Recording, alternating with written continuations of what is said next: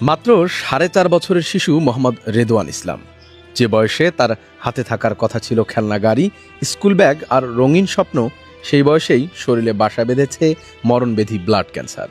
তার বাবা মোহাম্মদ আলম বাদশাহ আর মা মোসাম্মদ রূপালী বেগম প্রতিটি দিন কাটাচ্ছেন এক অনিশ্চয়তার ভেতর দিয়ে। বাবার একমাত্র ছেলে সন্তান রেদওয়ান।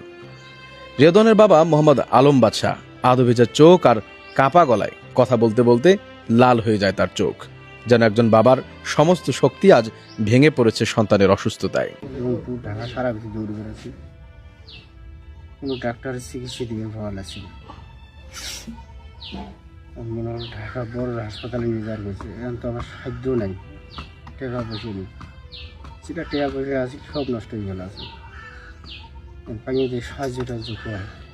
কাঁপা কণ্ঠে মা মোসাম্মদ রূপালী বেগম বলেন, বাচ্চারা এমন জ্বর আসে, বাচ্চারা চোখ এক ভেতর থেকেই বেড়ে আসে, আর রগগুলো নাল টসটা রক্তর মতন হয়।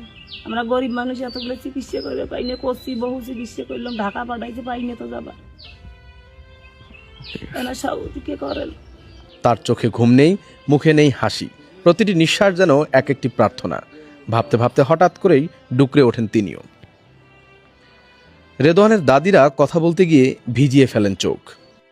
আমি সর্বদাই মনে করে উডং বসং করা, আমি কোলে তুলি দেই, নাতিদের হট করি অসুখ হয়ে গেছে, আমার আত্মায় টান খাই না, তার জন্য কিছু আমরা সাহায্য চাই।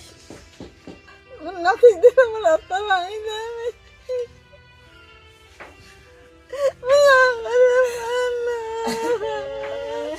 উলিপুরের হাতিয়া ইউনিয়নের 3 নং ওয়ার্ড ভাটি গ্রামের ছোট্ট রেদওয়ান এখন বড় এক যুদ্ধের সৈনিক।